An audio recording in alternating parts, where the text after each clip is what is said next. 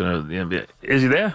All right, we welcome him in now, as a matter of fact. I get asked all the time, the top interviews of the 30 years, from Mike and the Mad Dog to myself, and I always list two guys. I always say because they were very informational, but also because they were curmudgeonly and a little cantankerous, so they were fun. And one was George Young, the Giant general manager. The other was the longtime commissioner of the NBA, and that, of course, David Stern, who joins us now. Mr. Commissioner, how are you? You called me the old commissioner. You are ex-commissioner. Come on, excuse Mike. Me, the ex-commissioner. The former commissioner, the commissioner emeritus. That's a little Not more old. dignity. That is true. That is true. How are you doing? I'm doing great, and I'm, when I was asked to come on, I said, of course I'm going to come on. You were one of the great guests ever. You were always wonderful. We had a lot of great debates. We had some fun. You were one of the really special guests in the history of the program. That's because I had to defend myself. You and that other guy, I forget his name, used to attack me all the time. A little bit. Without justification, but it was, and the shocking thing to me, I say this for your audience, was the number of people of all professions that would always say to me, well, I heard you on Mike's show, and I would say, you have time to listen to that? What do you do? It was 3 o'clock in the afternoon. Don't you have a job? And they would say, no, I was listening. I said, okay, good for you and good for Mike. That's it. Very good for us, as a matter of fact, and good for you for your long. How are you spending your days these days? I'm calling you from my office, which is in a, not at the NBA, and I work with startups, 6 or 7 sports technology startups. I work with, I'm a senior advisor to Graycroft Partners, which is a venture capital firm, and a senior advisor to PJT Partners, which is a investment banking firm led by Paul Taubman, who used to be co-president of Morgan Stanley, and giving speeches, sort of other things, and keeping busy. And working for the technology, media, and telephone part of PricewaterhouseCoopers, the strategy group. So it's I'm busier than I've ever been, but the phone doesn't ring at night. Which is nice, right? It's really nice. It's really nice. Tell me this, because you listen, you were always a very deep thinker. You always were trying to be ahead of the curve, which you often were. As you see this technology take hold, which you were ahead of the curve on, no question, which we gave you a hard time about some of it, and you were clearly ahead of the curve. Always. Now, listen, NBC did a good job promoting you guys for many years. They really did. Because let's go back to that. You took over a league where the games weren't even on. They were not even on live television, the championship games. They were on delayed television, which I tell them that now, they cannot believe that was true, that the league was in that position.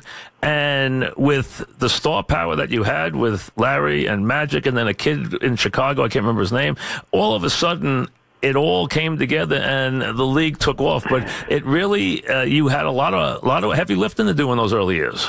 Yes, and we're actually indebted to CBS for having carried us, and NBC and Dick Ebersol for taking us to the next level in terms of, must-see TV was a place where they were able to promote on Thursday night. Sure, that great lineup, the upcoming game on Sunday. And so we had a great run there, and then we were really beneficiaries of the digital revolution and globalization. How much impact did you have, even before you became commissioner in '84, in terms of the advent of the salary cap? I know you were there. I know you were there with O'Brien. I know you were there behind the scenes.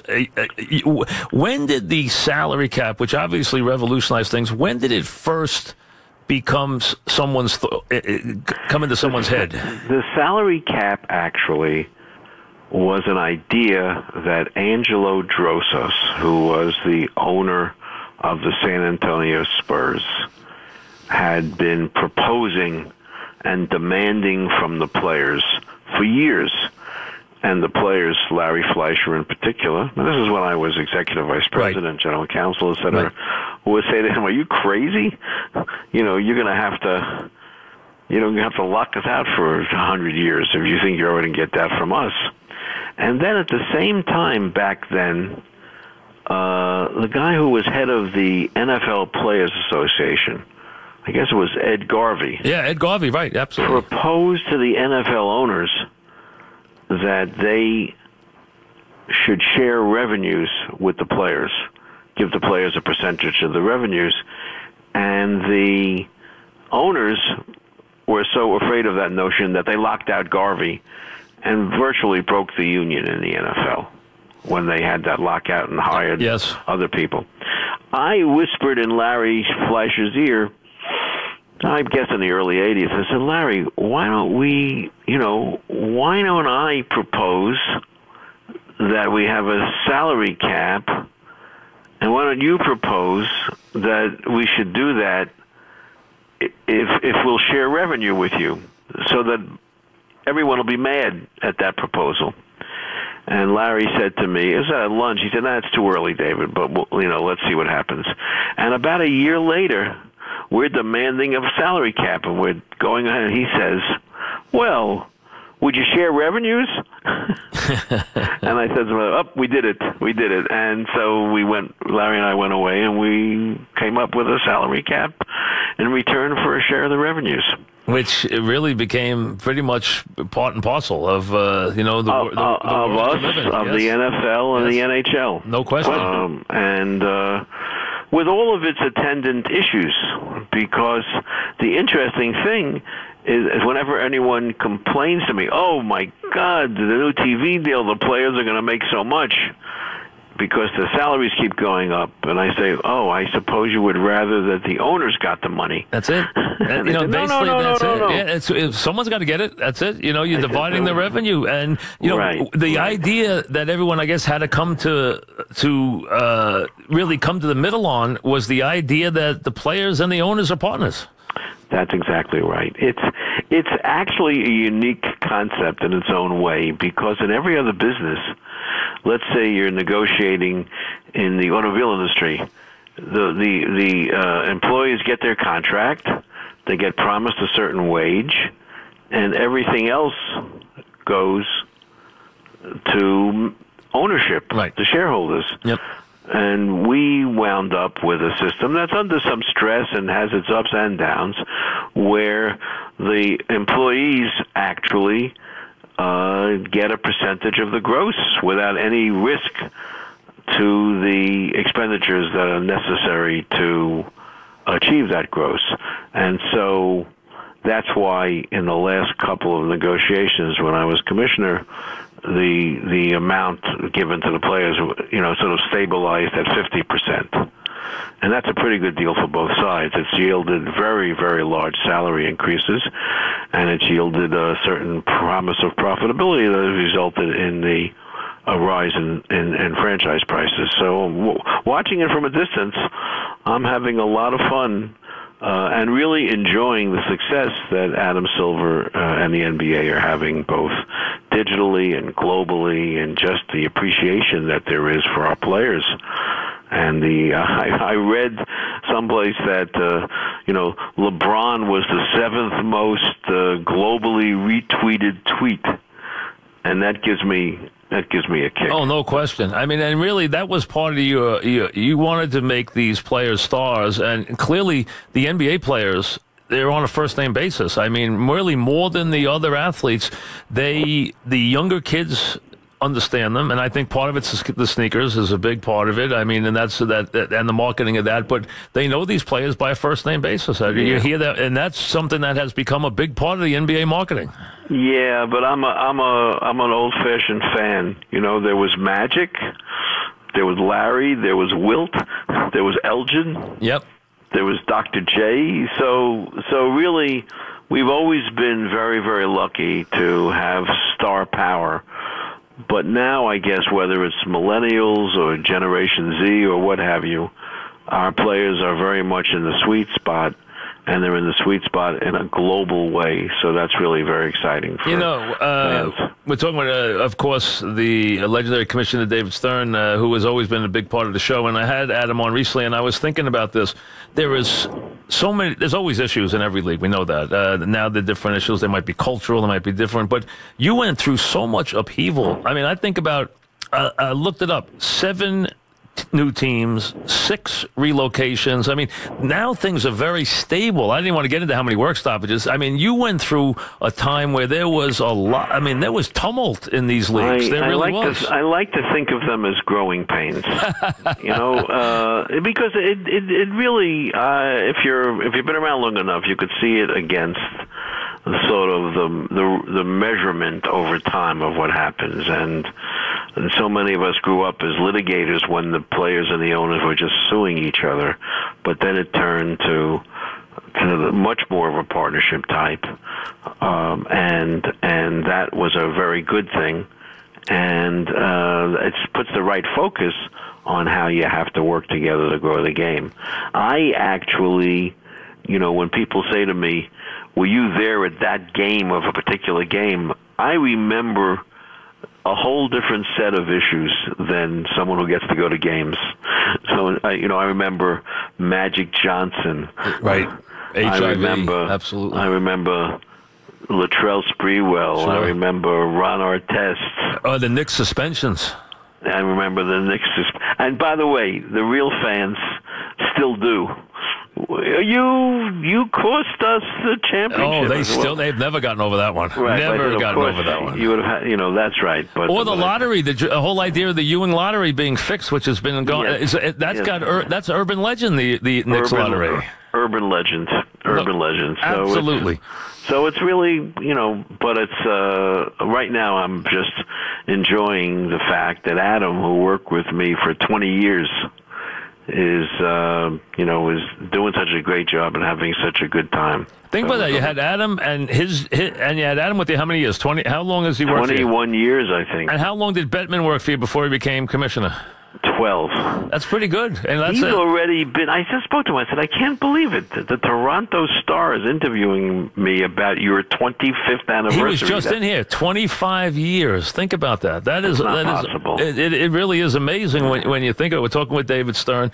When you sat back and thought about this league, is this what you envisioned? No. I didn't have a plan. It was just that we were going to get through the day and take advantage and make decisions based upon opportunities that confronted us. How could I have a vision of an internet which didn't exist? No, not that part. I just mean in terms of where the league is right now. Well, we hope to be successful, but how you define success changes. No question. You and I are sitting here reading the newspaper that says that Disney is negotiating with Fox over $60 billion worth of assets, including the regional sports networks. Whether that happens or not, how could you imagine that? You could not. Not the amount of money. Or imagine that. Or the shift in what's going on, or the success that ESPN has had, or the decrease in subscribers that they're undergoing. It's really just a very dynamic time, and what people are learning is that sports really does lead the way sometimes in having people focus on what's new, and it's a great possibility. Talking with David Stern, the whole gambling issue, it's a different one than it was. It's almost one that we can see. Now, you're a lawyer. Which way did the Supreme Court go, first of all? Did they go for the Christie or did they go for the NCAA? It's hard for me to imagine that they took the case without trying to cause some trouble. So they already knew they wanted to go state, is what you're saying. All right, or something like that. Okay. But I think I don't know what the outcome can be, but I am quite worried because I don't think states have done a particularly good job of regulating anything. So you want to see this be? You want to see it be federal if it's going to happen? You'd rather see a federal plan. I would rather. For example, I watch and I read the sports pages. This commission forgot to have a doctor at ringside, or that commission allows a horse that's suspended in a neighboring state to run, right, or a jockey that's set down. It's a joke, really. And what I think you need is something that says this is the way it's going to be regulated, and they should give the sports leagues the opportunity to say yes or no. They can opt in or not, and the states to do the same thing. But then when they all do that, you're all dealing with a uniform system, state by state, without forcing on anybody or making anybody be part of it. I think first of all, I do think they'll win. I agree with you. Secondly, I do think the federal government will be involved, and I think the leagues will be involved. I think it's something that's going to happen. I think they think there's going to be too much money to pass up, and I think everybody feels it's just the next big wave of money. And I'm not sure the money will be as big. I don't think the money actually will be as big as they think it'll be. I've always felt that, because you can't give credit. That's the reason why he'll never put the guy on a corner out of business, because he gives credit. Wait a minute. First of all, people are going to probably file their credit cards. Right, but there'll be a maximal use. There'll be a maximum use, I think. Okay. So I think it's going to be closer than you think. Yeah, you do. So you think the money will be larger than maybe I think? Okay. Listen, I don't want to be political. I'd rather they took that money and gave us back the deductibility of our state income taxes and our property taxes. Yeah, that would be nice. For those of us who live in New York State. Don't think about that, yes. Yeah. None of us are going to be living in New York State. It's when it's going to come to. Well, you guys are lucky enough to, but you can talk from any place. Your specialty is talking. It doesn't matter where you live. You can do whatever you do from any place either. You know that from any place. You're right, but I'm not going any place. I'm a New Yorker, as those of your listeners can tell from my voice. And you know what? So am I, to be honest with you. Even if I can't deduct my state income tax, I'm still a New Yorker. I have to admit. But you're going to move to someplace where you can finally get to see a WNBA game. I know you. I still never been. How do you feel about the Garden selling the WNBA? I thought of you when they put the team up for sale. I said, boy, David wouldn't like this. No, that's okay. They've been in this for 21 years. They're allowed to move an asset if they'd like to. That's a good thing. It'll go for a good price.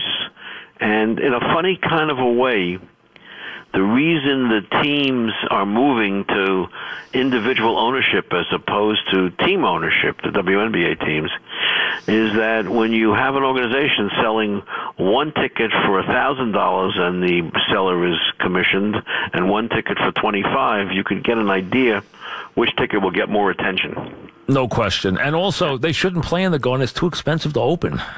They should play in another building. I'm not going to negotiate their deal for them, but I have no doubt that the Garden will be reasonable in negotiating the lease. Oh, okay. Maybe you must know more about it than I do. Do you feel the WNBA's been what you had dreamed it would be? Has it been as successful? Yes. They have the same attendance that the NBA had at the same stage.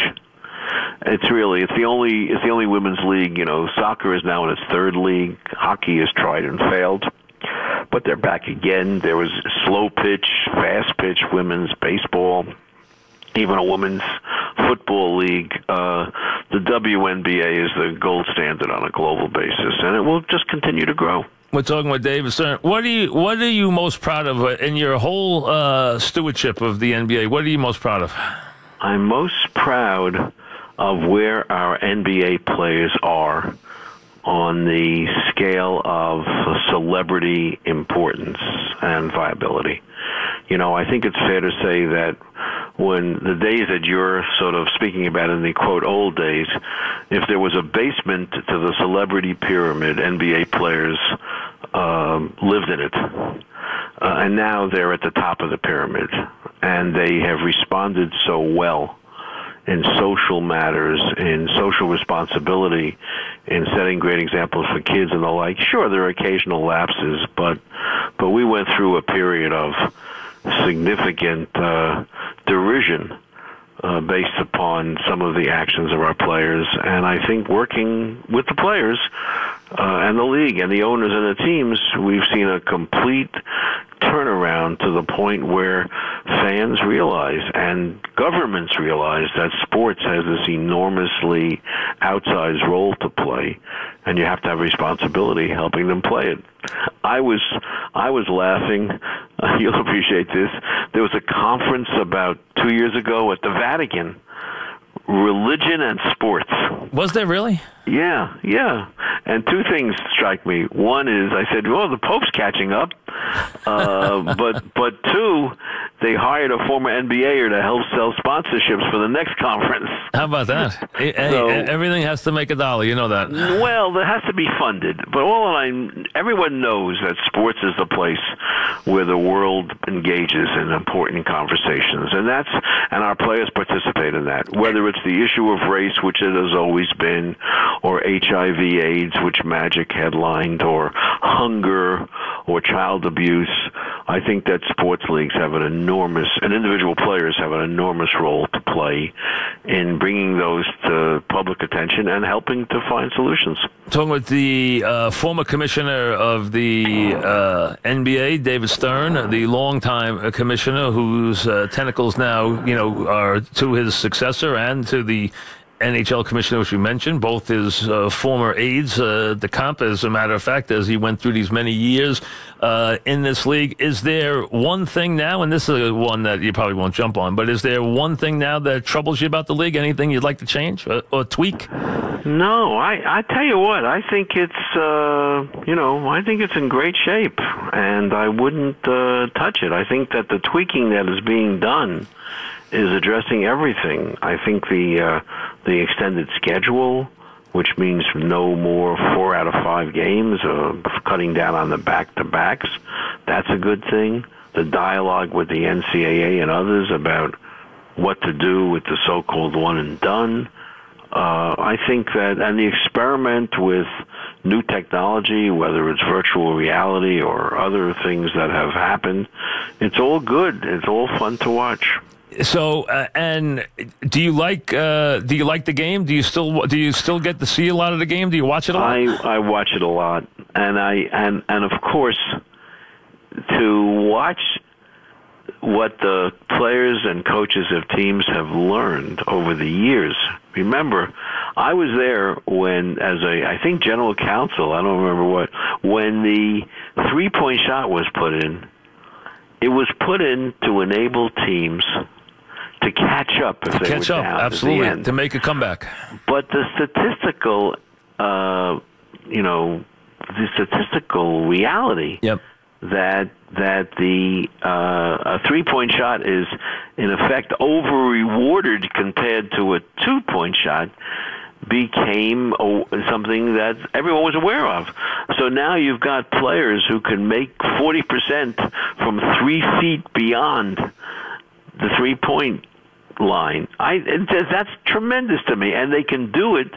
They can't be guarded if they do that, and even if they can be guarded, watching Klay Thompson and Steph Curry and their release, it's just changed the perception. Johnny is now going out into the backyard and shooting threes. He's not trying to dunk. No question. It has changed. The three has changed the game, and there's 2 things I would say about that. Number one, you're right. The 3 has changed the game completely, and number 2. In my lifetime, I said this, I was just saying this to someone the other day. In my lifetime, the most amazing transformation of a franchise is Golden State. That franchise was a nightmare. And look what it has become. It has become a worldwide force.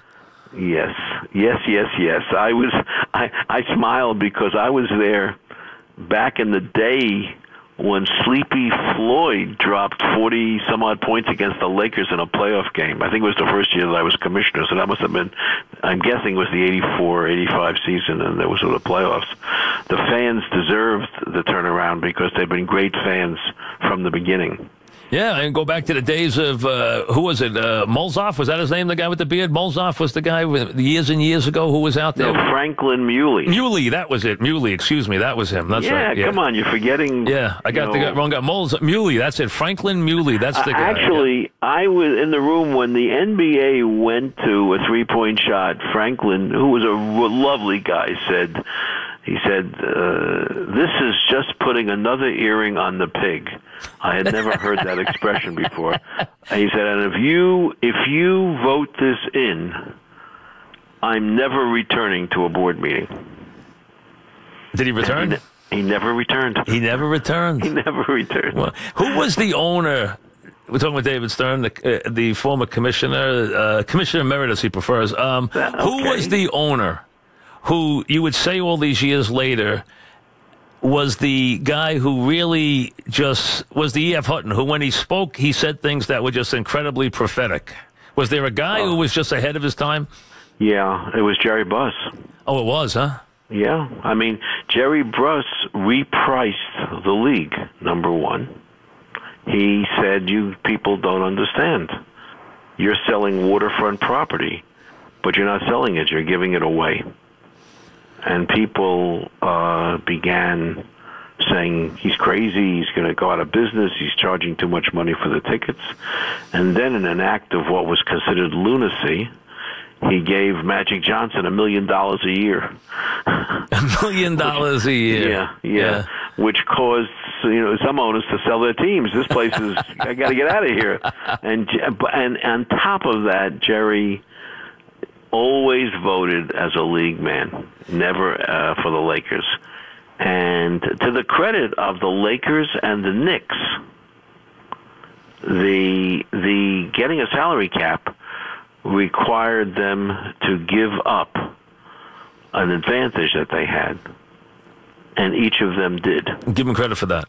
And they deserve credit for that. No. There were many great owners who were league people through and through, like an Abe Pollin, right? Of course, or a Larry Miller, right. or a Bill Davidson. But the Knicks and Lakers were called upon to do more and to give up bigger advantages, and Jerry was a leader in every respect. Did you have a player that listen, we know you love all your players, but did you have a player you had a warm spot for? Was there a player that you just had like I asked John Wooden once, I said, did you have a favorite player? He goes, yes. He says, Mike Warren was my favorite player. I wear his uniform when I work out. I wore his jersey top. He was the guy I felt most a kinship to out of all my players. Was there a player you had a kinship with? Yeah, Magic. Magic, okay. I mean, Magic made me believe that he would have played the game for nothing. Even in his later years? When he's smiling and having fun. But most of all, because when he announced in 1991 that it was HIV positive, everybody knew he was going to die, except Magic. Right. And he didn't. No, and which is, when you think about it, I remember that day. I still get goosebumps when I'm in his presence and give him a hug. You think about that day and how everybody felt, and then how that first All-Star game, and would players go on the court with him, and all the different stuff, and think about where he is now, and it's utterly remarkable and he put a real live celebrity face on that disease, which was unbelievable. He transformed it. He changed the perception.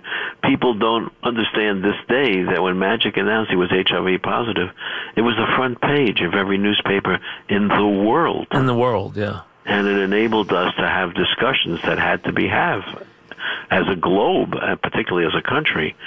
So there were... I was really going to say Harry Gallatin, but that would tell you how old I was. I always thought you were going to say Howard Comives. I always knew that Harry the horse was better than Bill Russell, and I used to tell Russell that all the time. But Magic was just, transformational. Really? And, And who was your consensus maker as an owner? You have to have one guy who could get the other guys in the room to vote. Was there one guy who was your consensus maker? Who was your go-to guy? Well, a lot... Well, I think Abe Pollin was very helpful as a consensus maker because everyone knew that Abe was a league guy. And was that an art form to get him to, when you needed to take him in one direction? I did that. That was a solo. You never go into a meeting without knowing where you're coming out. Oh, you knew that going in, okay. Always. Yeah. But there were you picked your spots, but I once had someone say to me, "You should never let your owners yell at you." And I said, they could yell at me as much as they want, as long as they do what I ask them to do. And was there ever a time where they really didn't, where you couldn't get them to budge on a subject? The only time they did it was at my expense. Like, we would put up some ridiculous resolution that says you can't retire a number between 0 and 10 or something in the competition, and I would recommend that, and they'd say no, and they'd vote like 30-0 to smack me down on something so important about whether you could retire a number. But on everyone else, I think they understood that the group of people that were surrounding me, that were in charge of events and collective bargaining and marketing and growth, were working like people work, if it's their own business. And so they always gave us a wide latitude to do what we recommended that they do. Who was the guy who came to you and said to you, listen, how would you like to be commissioner? Was it an owner or was it the ex-commissioner? Was it your boss? Was it O'Brien or was it an owner? It was an owner. It was Dick Block, who was the owner of the Phoenix Suns. Did you say yes immediately? Well, he wasn't able to promise it. He said, would you be considerate? I said, I would consider it. I'm still quite friendly with Sam Battistone, who owned Utah, and we joke because he was the person who came in to tell me that the owners had elected me in 1983. So it was a good time. We had, here's one for your fans. Go ahead. I was the 24th employee of the NBA. The 24th? Right. Is that amazing? Right. And how many employees are there now? Oh, I'm guessing. I don't know. I don't want to blow it. Offices in like 12 countries, right? The owners might not know how many people there were. I'm guessing it's between 12 and 1,300, with 13 offices probably, or 10 to 13 offices outside the U.S. Remarkable. Well, listen, we could do this all day, but I've taken enough of your time. Listen, I appreciate you. You were one of the great guests we ever had on the show, and it's always a pleasure to have you on, really. You owned New York, and well-deserved, and you will stay in touch, and thank you. I'll continue to bust your chops as long as you decide to hold the microphone. Thank you very much. Good to talk to you, David. Thank you. Good health. All right, you too. David Stern, the legendary commissioner, back after this.